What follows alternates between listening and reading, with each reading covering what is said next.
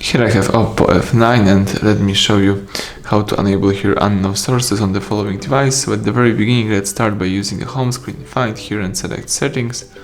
From the list of settings you need to scroll down and choose additional settings. Then from the following list, let's find and select the device and privacy. Here let's scroll down and let's tap here the apps installed from unknown sources. So the device is searching, and now you can enable the Bluetooth share, Chrome, Drive, Facebook and Gmail. So you can just allow the following sources to be your app installers. So that's it, everything went well. Thank you for watching. Please subscribe our channel, leave thumbs up under the video.